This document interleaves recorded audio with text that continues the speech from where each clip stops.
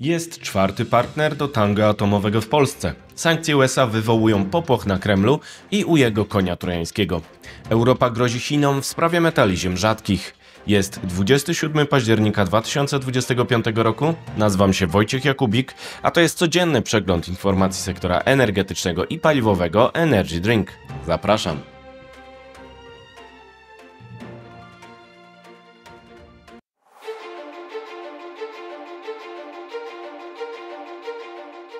Partnerem kanału Energy Drink jest Orlen. Zaczynamy jak zawsze od informacji dnia. Nowe sankcje Ameryki wywołują popłoch Kremla i jego konia trojańskiego w Europie. Nowe sankcje USA wobec Rosji skłaniają jej konia trojańskiego na Węgrzech do refleksji, a Kreml do akcji z udziałem specjalnego wysłannika, który został nazwany przez Amerykanów propagandystą. Wprowadzenie nowych sankcji USA wobec Rosji wycelowanych w Rosnieft oraz Łukoil wywołało natychmiastową reakcję Kremla oraz Węgier, które polegają wciąż na jego ropie.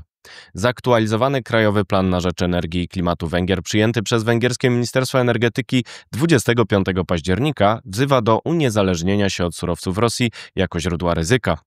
Z dokumentu można się dowiedzieć, że zależność od ropy, gazu i paliwa jądrowego z Rosji jest wrażliwością do usunięcia. Uznaje, że inwazja Rosji na Ukrainie pokazała, że należy uniezależnić się od dostaw rosyjskich. Cytuję: ze względu na rolę regionalną naszego kraju w dystrybucji paliw, zarządzanie ryzykiem płynącym z zależności od importu i dywersyfikacja dostaw ropy, a przez to także obniżka ekspozycji na dominującego dostawcę, obecnie partnera rosyjskiego, jest nie tylko w interesie Węgier, ale także całego regionu. Czytamy w planie cytowanym przez Daily News Hungary oraz TVP World. Słowacja i Węgry to ostatni klienci na ropę Rosji w Unii Europejskiej. Do tej pory opowiadały się przeciwko sankcjom, które zakończyłyby ten import. Jednakże administracja USA wezwała je do porzucenia surowców rosyjskich. Szkic węgierskiego KPIQ zakłada stopniowe odchodzenie od surowców z Rosji i zejście z udziałem importu rosyjskiego gazu do 80% oraz ropy do 85% w 2030 roku. Oznacza to zmianę podejścia, ale wolniejszą od planu unijnego zakładającego rozstanie całkowite do końca 2027 roku. Propozycja legislacyjna Komisji Europejskiej, będąca przedmiotem negocjacji instytucji unijnych, zakłada w odniesieniu do ropy przedstawienie planów krajowych, jak ten przyjęty przez Węgry bez sankcji za jego nieprzestrzeganie. Regulacja jest bardziej stanowcza w odniesieniu do gazu, bo zakłada blokadę wszelkich kontraktów gazowych z Rosją do końca 2027 roku, wprowadzoną stopniowo, poczynając od umów krótkoterminowych w 2026 roku. Do tego dochodzi embargo na LNG z Rosji przyjęte w ramach 19 pakietu sankcji Unii Europejskiej, które wchodzi w życie od 2027 roku. Kolejna nerwowa reakcja na nowe sankcje USA była widoczna na Kremlu. Rosjanie wysłali specjalnego wysłannika Kiryła Dmitrijewa do Białego Domu, aby rozmawiał z Departamentem Skarbu USA o możliwości współpracy energetycznej. Rosjanie kuszą USA mirażami współpracy przy wydobyciu i eksporcie węglowodorów na Syberii, być może przy projekcie Arctic LNG 2 objętym obecnie sankcjami amerykańskimi.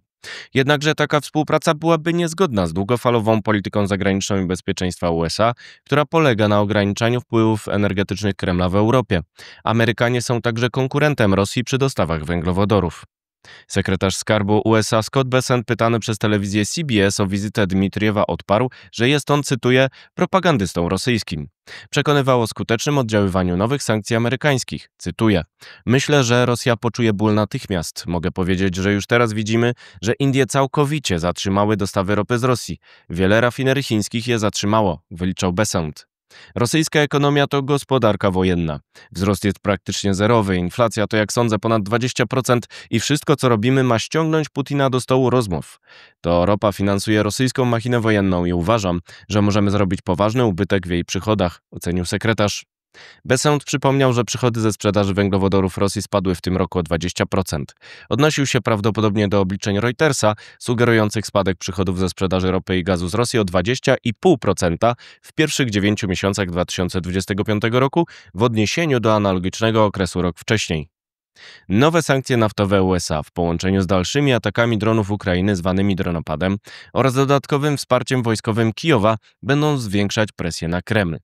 Ten nie zrealizował żadnego celu inwazji na Ukrainie, ale także żadnego z nich nie porzucił. Główny to zmiana władzy w Kijowie na prorosyjską.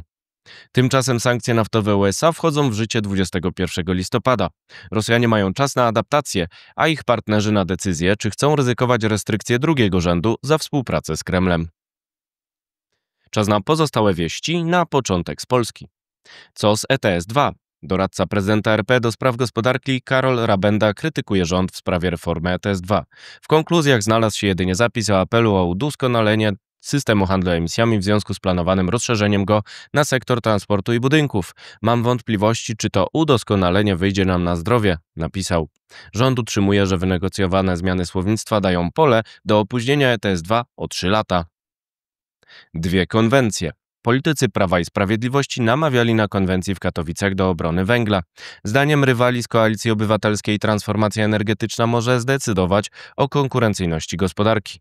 Musimy bronić naszych kopalń i elektrowni, wprowadzać nowoczesne technologie, ale bez ulegania zielonej ideologii, która niszczy konkurencyjność Europy, mówił Marek Wesoły z PiS. Kluczowe obszary, które będą decydować o konkurencyjności polskiej gospodarki, to transformacja energetyczna i rewolucja technologiczna, stwierdził z kolei minister finansów i gospodarki Andrzej Domański z Koalicji Obywatelskiej na konwencji w Warszawie. Czwarty do tango atomowego. Spółka Atkins Realis z Kanady może wziąć udział w przetargu na budowę elektrowni jądrowej w Polsce. Koreański KHNP może z kolei wrócić. Resort Energii informuje, że zaprosił do rozmów Kanadyjczyków i czeka na odpowiedź z Korei. Druga elektrownia jądrowa ma zyskać partnera technologicznego w drodze przetargu, do którego zostali także zaproszeni Amerykanie z Bechtel Westinghouse, znani z atomu na Pomorzu, a także Francuzi z EDF. Zagrożenie w Szwed. Niemiecki Bild donosi, że Berlin pilnie rozpoczął rozmowy w Białym Domu o wyłączeniu rosyjskich udziałów w rafinerii Szwed spod nowych sankcji USA wobec Rosnieftu, bo grożą one nagłą przerwą dostaw paliwa do lotniska berlińskiego. Szwed jest także istotna dla dostaw paliwa do Polski Zachodniej i rozmów o paliwociągu NATO. Jeszcze wieści z Europy. Policzek dla kanclerza. Kanclerz Niemiec nie odwiedzi Pekinu pod koniec października. Według Die Welt przywódca Chin Xi Jinping odmówił spotkania, które miało służyć zbliżeniu pomimo różnic w sprawie surowców krytycznych, metali ziem rzadkich i rywalizacji na rynku samochodów elektrycznych. Rywale Polski grają o Ukrainę. Regulator mołdawski ANRE zaoferował 50% obniżki taryfy na przesył gazu na pół roku 2026, zwiększając atrakcyjność szlaku z terminali LNG w Grecji przez Europę Południową na Ukrainę. To alternatywa względem szlaku przez Polskę uznawanego dotąd za najtańszy. Cyberatak na energetykę. Szwedzka Svenska Kraftnät poinformowała o cyberataku hakerów rosyjskich, którzy wykradli dużą ilość danych i zażądali okupu. Ta spółka to państwowy operator sieci elektroenergetycznych. Ataki cybernetyczne z Rosji to rosnące zagrożenie wobec inwazji na Ukrainie. Atom rzuca wyzwanie wiatrakom. Opozycyjna partia Sojusz Liberalny w Danii wezwała do anulowania aukcji morskiej energetyki wiatrowej i przekazania środków na budowę 2 elektrowni jądrowych w tym kraju. Rząd odrzucił tę propozycję, uznając ją za, cytuję, całkowicie nietrafioną. Jeszcze wieści ze świata. Dronopad w Moskwie. Baza paliw Serpuchow pod Moskwą zapłonęła po fali dronów Ukrainy skierowanej na stolicę Rosji. Fala dronów wysłana z Ukrainy nad Rosję w nocy z 26 na 27 października miała liczyć według rosyjskiego Ministerstwa Obrony 193 jednostki, z czego 34 leciały nad Moskwę. Rosja może stracić kluczowego klienta. Indyjski Reliance Industries sugeruje gotowość do podporządkowania się sankcjom USA wobec Rosnieftu i Łukoila z Rosji. Ma jednak czekać na dyspozycję rządu w New Delhi. Reliance ma kontrakt długoterminowy na dostawy 500 000 baryłek dziennie od Rosnieftu. Europa grozi Chinom. Komisja Europejska zadeklarowała wykorzystanie wszelkich narzędzi w dyspozycji, by odpowiedzieć na kontrolę dostaw metali ziem rzadkich z Chin. Przewodnicząca Ursula von der Leyen wyraziła nadzieję na porozumienie z Pekinem, ale zagroziła odpowiedzią we współpracy z G7. Europa sprowadza 90% magnesów z tymi metalami z Chin. Są potrzebne w strategicznych sektorach. Opóźnienie blokady minerałów. Sekretarz Skarbu USA Scott Bessent wyraził nadzieję, że w ramach negocjacji umowy handlowej z Chinami uda się opóźnić wdrożenie ograniczeń eksportu chińskich metali ziem rzadkich. Są one kluczowe w wysokich technologiach, w tym energetyce i obronności. Prezydent Donald Trump spędzi ten tydzień na wizycie w Azji. To wszystko w materiałach przygotowanych dzisiaj, następna oczywiście już jutro, więc zapraszam Państwa serdecznie. Do zobaczenia, do usłyszenia.